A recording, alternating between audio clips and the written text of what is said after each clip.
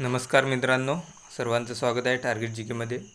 आणि आज आपण बघणार आहोत संविधानातील सर्वात महत्त्वपूर्ण पदाबद्दल माहिती. ज्या पदाला डॉक्टर बाबासाहेब आंबेडकरांनी सर्वात महत्त्वाचं म्हटलेलं आहे ते म्हणजे नियंत्रक आणि महालेखा परीक्षक. तर सुरुवात करण्या अगोदर आज आपण बघणार आहोत की आज आपण काय शिकणार आहोत. तर आज आपण बघणार आहोत संविधानिक तरतूद भाग 5 मधील कलम 148 ते 151 पर्यंत जे कलमे आहेत त्याबद्दल आपण माहिती बघणार आहोत. महालेखा परीक्षकाची जे नियुक्ती आणि कार्यकाळ आहे ते बघणार आहोत. कॅगची निवड कोण करतं, त्यांना पदावरून कोण हटवतं ते बघणार आहोत. हे पद सरकारच्या दबावाखाली न येता कार्य कसं पार पाडतं ते बघणार आहोत. आणि कॅग जे अहवाल तयार करतात ते अहवाल राष्ट्रपती संसदेसमोर का मांडतात त्याबद्दल बघणार आहोत.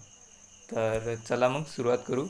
तर सुरुवात करण्या अगोदर परीक्षक, नियंत्रक आणि महालेखा परीक्षक, मी त्याला शॉर्टकटमध्ये कॅग म्हणणार आहोत, तर तुम्ही ते ध्यानात ठेवा. ठीक आहे. तर हे त्याचं लोगो आहे आणि इंग्लिशमध्ये त्याला comptroller and auditor general of India म्हणतात. ठीक आहे. हा त्याचा लोगो आहे. हा लोगो ध्यानात ठेवा. आणि त्याचं जे घोषवाक्य आहे ते आहे लोकहितार्थ सत्यनिष्ठा, dedicated to truth in public interest. ठीक आहे. हे भारताचं जे लेखाजोखा असते, जे ऑडिट असते, त्याचं सर्वोच्च supreme audit institution of India आहे. ठीक आहे. तर सध्या आपले जे कॅग आहेत ते कोण आहेत, तर ते आहेत संजय मूर्ती. हे सध्याचे आपले कॅग आहेत. आणि तुम्ही कमेंटमध्ये मला सांगा की हे भारताचे कितवे कॅग आहेत ते. ठीक आहे. तर चला मग आता आपण सुरुवात करू. सुरुवात करण्या अगोदर तुम्ही चॅनलवर नवे असाल तर चॅनलला सबस्क्राईब करा आणि व्हिडिओला शेवटपर्यंत बघा. जर तुम्ही स्पर्धा परीक्षेची तयारी करत असाल किंवा सजग नागरिक म्हणून जर व्हिडिओला पाहत असाल तर व्हिडिओला शेवटपर्यंत बघा. म्हणजे जे आपल्या भारतातील संविधानिक घटनात्मक इन्स्टिट्यूशन म्हणजे संस्था आहेत त्याबद्दल तुम्हाला माहिती होणार आहे. ठीक आहे. तर आपण सुरुवात करण्या अगोदर एक आढावा घेऊ म्हणजे तुम्हाला त्याची आयडिया येऊन जाणार. तर भाग 5 आणि प्रकरण 5 मधले कलम 148 ते 151 पर्यंत याची तरतूद केलेली आहे. कॅग हे भारतीय लेखापरीक्षण आणि लेखा विभागाचे प्रमुख असतात. त्यांना सार्वजनिक वित्ताचं संरक्षक म्हटले जाते. ठीक आहे. आणि मग याचं महत्त्व काय, केंद्र आणि राज्य सरकारच्या खर्चावर नियंत्रण ठेवणे आणि पारदर्शकता आणणे हे त्यांचे प्रमुख काम आहे. ठीक आहे. तर चला मग बघू आता नेक्स्ट. आता कॅगशी संबंधित जे महत्त्वाची कलमे आहेत ती कलमे कोणती, तर ती कलमे आहेत 148 ते 151 पर्यंत. तर आपण क्रमाने बघू. कलम 148 काय सांगते, कॅगची नियुक्ती, शपथ आणि सेवा शर्तींबद्दल जे काय तरतूद आहे ते कलम 148मध्ये. 149 कॅगची कार्य आणि अधिकारांबद्दल आपल्याला माहिती देतं. कलम 150 केंद्र आणि राज्यांच्या लेख्यांचा नमुना जो आहे तो 150 नुसार कॅग तयार करतो. आणि कलम 151 लेखापरीक्षण अहवालाबद्दल आपल्याला माहिती सांगतात. हे लेखापरीक्षण अहवाल कोणते आहेत हे आपण समोर बघणार आहोत. तर तुम्ही व्हिडिओला शेवटपर्यंत बघा म्हणजे तुम्हाला संपूर्ण माहिती मिळणार आहे. स्पर्धा परीक्षेच्या दृष्टिकोनातून अत्यंत महत्त्वाचा विषय आहे ज्याला विद्यार्थी इग्नोर करतात, पण हा विषय खूप महत्त्वाचा आहे. आपण ज्याला इग्नोर करतो तेच परीक्षेमध्ये विचारलं जातं, हे तुम्ही ध्यानात ठेवा. तर आता आपण बघू कॅगची नियुक्ती, पदावधी आणि त्यांना पदावरून काढण्याची प्रक्रिया हे आपण आता बघू. तर कॅगची जी नियुक्ती आहे ते भारताचे राष्ट्रपती करतात. त्यांचा कार्यकाळ 6 वर्षे ते वयाची 65 वर्षे पूर्ण होईपर्यंत आहे. ठीक आहे. हा प्रश्न डायरेक्ट येऊ शकतो. त्यांचा कार्यकाळ हा कमी 6 वर्षापर्यंत असतो किंवा वयाची 65 वर्षे पूर्ण होईपर्यंत. जे आधी असेल ते ध्यानात घेतले जातं. त्यांना जी शपथ आहे राष्ट्रपतींच्या समोर 3ऱ्या परिशिष्टानुसार शपथ घेतात. आपण तुम्हाला चॅनलवर सुरुवातीला व्हिडिओ बनवला होता, त्यामध्ये संपूर्ण संविधानातील जे 12 परिशिष्ट आहे त्याबद्दल डिटेल चर्चा केलेली आहे, तर तुम्ही तो व्हिडिओ बघू शकता. ठीक आहे. आणि कॅग जे आहेत त्यांचा राजीनामा हा राष्ट्रपतींना उद्देशून कधीही देऊ शकतात. पदावरून दूर करण्याबद्दल आता बघू. ज्याप्रमाणे सर्वोच्च न्यायालयाच्या न्यायाधीशांना पदावरून दूर केले जाते, त्याच प्रक्रियेद्वारे संसदेच्या दोन्ही सभागृहांच्या मंजुरीने राष्ट्रपती त्यांना पदावरून दूर करतात. ठीक आहे. आणि पदावरून दूर करण्याचे कोणते कारण आहेत, तर गैरवर्तन किंवा अक्षमता किंवा दोन्हीपैकी एक. ठीक आहे. आता आपण बघू की कोणते दबावाखाली न येता कसे कार्य करतात. ठीक आहे. तर त्यांना काही संरक्षणे उपलब्ध आहेत. ते संरक्षण काय तर ते बघू. त्यांना पदावरून सहजासहजी पदावरून हटवता येत नाही.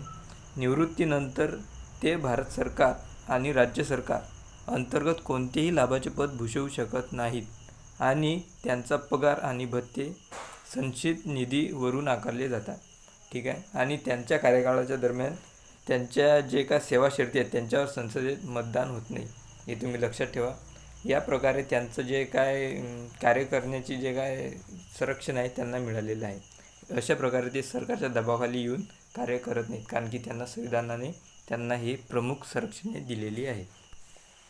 आता आपण बघू त्यांचे कार्य आणि अधिकार.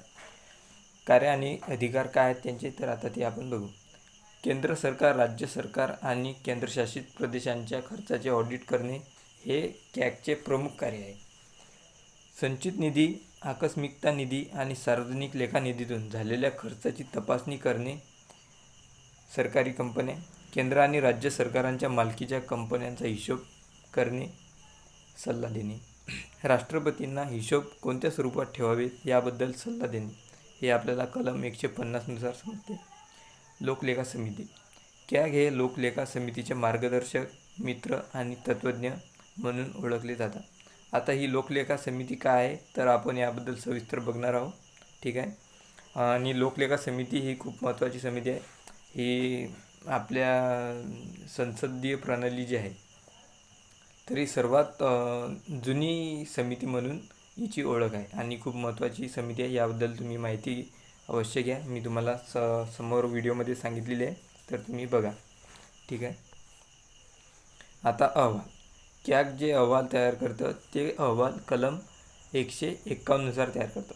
आणि ते किती स्वरूपाचे अहवाल तयार करतं तर ते 3 प्रकारचे अहवाल तयार करतं. आता कॅग हे जनतेच्या पैशाचे राखणदार आहेत असं म्हटले जाते. तर 3 अहवालांच्या माध्यमातून ते खात्री करतात की सरकार लोकांच्या टॅक्सचा पैसा प्रामाणिकपणे आणि नियमानुसार खर्च करत आहे. ते 3 अहवाल कोणते आहेत तर ते आपण बघू. विनियोग लेख्यांवरील लेखापरीक्षण अहवाल म्हणजे काय, याचा सोपा अर्थ, ज्या कामासाठी पैसे घेतले त्याच कामावर खर्च केले का हे या अहवालातून आपल्याला समजते. म्हणजे उदाहरणार्थ काय, जर समजा शैक्षणिक कार्यासाठी सरकारने पैसे काढले पण ते सार्वजनिक बांधकाम विभागावर खर्च तर नाही होत आहेत ना. म्हणजे ज्या डिपार्टमेंटला आपण पैसे दिले, ज्या कार्यासाठी पैसे दिले त्या कार्यावर खर्च न करता इतर कोणत्या कार्यावर खर्च होत आहे का, तर याची तपासणी या अहवालाच्या माध्यमातून आपल्याला समजते. दुसरा अहवाल कोणता आहे, वित्त लेख्यांवरील लेखापरीक्षण अहवाल. याचा अर्थ काय, तर याचा अर्थ आहे सरकारची एकूण कमाई आणि एकूण खर्च किती, म्हणजे सोप्या भाषेत बजेट. याला बजेट म्हणता येणार आहोत. याच्यातून आपल्याला सरकारचं चालू वर्षात कमाई आणि एकूण खर्च किती आहे ते माहिती मिळतं. तिसरा, सरकारी उपक्रमांवरील लेखापरीक्षण अहवाल. याचा अर्थ काय, तर सरकारी कंपन्या फायद्यात आहेत की तोट्यात आहेत आणि त्या नीट चालवल्या जात आहेत का याबद्दल आपल्याला या अहवालातून माहिती मिळते. तर अशा प्रकारे हे 3 अहवाल आहेत आणि हे 3 अहवाल तुम्हाला समजले असतील अशी मी अपेक्षा ठेवतो.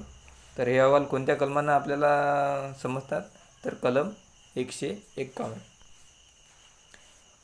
आता सर्वात महत्त्वाचा प्रश्न आहे की राष्ट्रपती हे अहवाल संसदेसमोर का मांडतात. तर सरकारची जनतेप्रती जे उत्तरदायित्व आहे ते निश्चित करण्यासाठी राष्ट्रपती हे अहवाल संसदेसमोर मांडतात. जर सरकारने जनतेचा पैसा चुकीच्या ठिकाणी खर्च केला असेल तर संसदेत सरकारला जाब विचारला जातो. कॅग हिशोब तपासतात आणि अहवाल तयार करतात. आता आपण बघत आहोत कॅगची कार्य करण्याची नेमकी पद्धत काय. तर सुरुवातीला कॅग हिशोब तपासतात आणि अहवाल तयार करतात. हे अहवाल राष्ट्रपतींना सोपवतात, कारण की कॅगची नियुक्ती राष्ट्रपतींनी केलेली असते, म्हणून कॅग राष्ट्रपतींना हे अहवाल सोपवतात. राष्ट्रपती तो अहवाल संसदेच्या दोन्ही सभागृहांसमोर म्हणजेच लोकसभा आणि राज्यसभा यांच्यासमोर ठेवतात. आणि नंतर संसदेतील खासदार या अहवालावर चर्चा करतात, प्रामुख्याने लोकलेखा समिती. ठीक आहे. आता ही लोकलेखा समिती काय आपण ते बघू. तर लोकलेखा समिती म्हणजेच पब्लिक अकाउंट्स कमिटी PAC ही संसदेतील सर्वात जुनी आणि अत्यंत महत्त्वाची वित्तीय समिती आहे. कॅग म्हणजेच नियंत्रक आणि महालेखा परीक्षक आणि PAC या दोघांचे नाते म्हणजेच एकाच नाण्याच्या दोन बाजूप्रमाणे यांची ओळख आहे. तर PACची जे सुरुवात पहिले जे निर्माण झालं म्हणजे केव्हा स्थापन झाली PAC, तर PAC निर्माण झाली हे 1919 सालच्या भारत सरकार जो कायदा बनवला होता ब्रिटिशांनी, त्या कायद्यानुसार याची स्थापना झालेली आहे.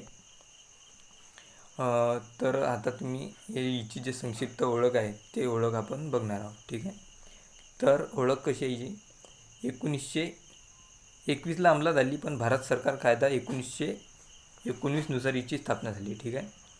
उद्देश, सरकारने खर्च केलेला पैसा संसदेने दिलेल्या परवानगीनुसार खर्च झाला आहे का हे तपासणे, हे हिचा प्रमुख उद्देश आहे. हिची ओळख काय आहे, विशेष ओळख म्हणून काय काम करते, तर ही समिती संसदेचा वॉचडॉग म्हणून काम करते. ठीक आहे. आता आपण बघू या समितीची रचना नेमकी काय आहे. हे रचना जे आहे हे तुम्ही लक्षात ठेवा. तर या समितीची रचना अशी आहे की या एकूण सदस्य 22 आहेत या समितीमध्ये. लोकसभेमधले 15 सदस्य आणि राज्यसभेतून 7 सदस्य या समितीमध्ये असतात. निवडणूक बघू आता. संसदेच्या सदस्यांमधून एकल संक्रमणीय मतपद्धतीद्वारे दरवर्षी निवड केली जाते या समितीतील सदस्यांची. या समितीचा जो कार्यकाळ आहे म्हणजे जे सदस्य निवडून येतात त्यांचा कार्यकाळ 1 वर्षासाठी निश्चित केलेला आहे. महत्त्वाची अट, कोणताही मंत्री या समितीचा सदस्य असू शकत नाही. का, जेणेकरून हिशेब तपासताना पारदर्शकता टिकवता येईल. ठीक आहे. तर अशा प्रकारे हे लोकलेखा समिती आहे. हिची मी तुम्हाला रचना सांगितली आणि तिची थोडक्यात ओळख पण सांगितली. ठीक आहे. तर हिची स्थापना कधी झाली, 1921ला स्थापना झाली आणि भारत सरकार कायदा 1919 मध्ये याची तरतूद केलेली होती. ठीक आहे. आता आपण बघू समितीचा अध्यक्ष म्हणजेच चेअरमनबद्दल आता आपण माहिती बघू. तर नेमणूक, लोकसभेचे सभापती अध्यक्षांची निवड करतात. परंपरा काय अध्यक्षांबद्दल, तर 1967 पासून अशी परंपरा आहे की विरोधी पक्षाचा जो सदस्य असतो अध्यक्ष, समितीचा अध्यक्ष विरोधी पक्षाचा सदस्य असतो. यामुळे सरकारचा जाब कडकपणे तपासला जातो. म्हणजे जे सरकारमध्ये MP आहेत त्यापैकी कोण नसतो, तर विरोधी पक्षाचा एक सदस्य या समितीचा अध्यक्ष असतो. म्हणजे यांना सरकारवर कडक नजर राहू शकते. प्रमुख कार्य काय अहवाल या PACचे, तर कॅगने राष्ट्रपतींना सादर केलेले 3 अहवाल ही समिती सविस्तरपणे तपासते. खर्चाची वैधता, सरकारने मंजूर केलेल्या रकमेपेक्षा जास्त खर्च केला आहे का ही समिती बघते. किंवा ज्या कामासाठी पैसे घेतले होते तिथेच खर्च केले का हे पाहणे. भ्रष्टाचार आणि उधळपट्टी शोधणे, सरकारी पैशाचा दुरुपयोग किंवा तांत्रिक चुका शोधून काढणे हे या समितीचं प्रमुख कार्य आहे. म्हणजे याच्यावरून तुम्ही लक्षात घ्या किती महत्त्वाची समिती आहे. आपण जो टॅक्सच्या माध्यमातून सरकारला पैसा देतो तो पैसा कशा प्रकारे वापरला जात आहे, त्याचा दुरुपयोग तर होत नाही ना, किंवा त्याची उधळपट्टी होत नाही ना, त्याचा भ्रष्टाचार तर कोणी करत नाही. तर हे सर्व बघण्याचं जे काम आहे हे लोकलेखा समिती आहे हे बघते. तर अशा प्रकारे ही समिती खूप महत्त्वाची आहे, आपल्याला याच्यावरून समजते. आता कॅग आणि PAC म्हणजेच की लोकलेखा समितीचं नातं कसं आहे, तर कॅग हे लोकलेखा समितीचे मार्गदर्शक आणि तत्त्वज्ञ असतात. फ्रेंड, फिलॉसॉफर अँड गाईड, कारण की ते त्यांना प्रत्येक कार्यात गाईड करतात. कारण काय याचं, कॅगने तयार केलेले क्लिष्ट ऑडिट रिपोर्ट समितीला सोप्या भाषेत समजावून सांगण्याचे काम स्वतः कॅग करतात. समिती जेव्हा चौकशी करते तेव्हा कॅग त्यांना मदत करतात. तर अशा प्रकारे कॅग हे मार्गदर्शक पण आहेत, मित्र पण आहेत आणि तत्त्वज्ञ पण आहेत. ठीक आहे. तुम्ही जर चॅनलवर आतापर्यंत सबस्क्राईब केलं नसेल तर चॅनलला सबस्क्राईब करा. ठीक आहे. आज थोडा गळा खराब आहे तर त्याबद्दल माफी मागतो. आता आपण बघू समितीच्या मर्यादा काय आहेत. ही समिती पोस्टमार्टम करते, म्हणजे खर्च होऊन गेल्यानंतर त्याची तपासणी करते. ही सर्वात मोठी मर्यादा आहे या समितीवर, कारण की खर्च झाल्यानंतर त्याची तपासणी करायचं काम ही समिती करते. समिती केवळ शिफारस करू शकते, सरकारवर त्यांचे निर्णय लादू शकत नाही. दैनंदिन प्रशासनात ही समिती हस्तक्षेप करू शकत नाही. हे पण याच्यावरची एक मर्यादा आहे. ठीक आहे. तर अशा प्रकारे लोकलेखा समितीबद्दल तुम्हाला माहिती मिळाली असेल, तुम्हाला समजलं असेल कॅग काय आहे, लोकलेखा समिती काय आहे. तर आता आपण जे काय आतापर्यंत बघलं त्याच्यावरचे थोडेसे महत्त्वाचे परीक्षेच्या दृष्टिकोनातून प्रश्न बघू. तर संसदेची सर्वात जुनी समिती कोणती, तर ती आहे लोकलेखा समिती. 1921ला स्थापना झाली. 1919च्या जो कायदा झाला होता त्यानुसार PSCमध्ये राज्यसभेचे किती सदस्य असतात, म्हणजेच लोकलेखा समितीमध्ये राज्यसभेचे एकूण किती सदस्य निवडून येतात, तर ते 7 सदस्य येतात. लोकलेखा समितीचा अध्यक्ष कोणत्या पक्षाचा असतो, तर तो विरोधी पक्षाचा असतो. महत्त्वाचा आहे. कोणाला PSCचा मार्गदर्शक म्हणजेच लोकलेखा समितीचा मार्गदर्शक म्हटले जाते, तर कॅगला. कलम 148नुसार कॅगची तरतूद केली आहे आणि याचा मार्गदर्शक PSCचा मार्गदर्शक कॅगला म्हटले जाते. आता तुमच्यासाठी प्रश्न आहे, लोकलेखा समितीमध्ये लोकसभेचे एकूण किती सदस्य असतात, हे तुम्ही कमेंटमध्ये सांगा. ठीक आहे. अशा प्रकारे आजचं जे महालेखा परीक्षकांबद्दलची जी काय माहिती आहे तुम्हाला समजली असेल, मी असं समजतो. ठीक आहे. तरी तुम्हाला मी यांच्या कलमाबद्दल एक वेळ फास्ट रिव्हिजन करतो. कलम 148 कॅगची नियुक्ती, शपथ आणि सेवा शर्ती. कलम 149 कॅगचे कार्य आणि अधिकार. कलम 150 केंद्र आणि राज्यांच्या लेखांचा नमुना. कलम 151 लेखापरीक्षण आणि अहवाल. ठीक आहे. तर अशा प्रकारे आजचं आपलं हे लेक्चर समाप्त झालं आणि या प्रश्नाचं तुम्ही उत्तर कमेंटमध्ये नक्की सांगा, लोकसभेचे किती सदस्य असतात म्हणून. व्हिडिओ आवडला असेल तर चॅनलला लाईक करा. कमेंटमध्ये तुम्ही सांगा की पुढचा कोणता असा टॉपिक घ्यायचा आहे की जे तुम्हाला त्याबद्दल माहिती जाणून घ्यायची आहे. ठीक आहे. म्हणजे मला कळेल की तुम्हाला कोणत्या टॉपिकबद्दल माहिती हवी आहे. आणि या व्हिडिओला तुमच्या मित्रांसोबत शेअर करा, म्हणजे त्यांना भारतातील जे भारतीय संविधानातील ज्या पदाला बाबासाहेबांनी डॉक्टर भीमराव आंबेडकरांनी महत्त्वाचं पद म्हटलेलं आहे त्याबद्दल त्यांना माहिती मिळेल. आणि तुम्ही आतापर्यंत जर व्हिडिओला बघितले असेल तर चॅनलला नक्की सबस्क्राईब करा. ठीक आहे. तर धन्यवाद.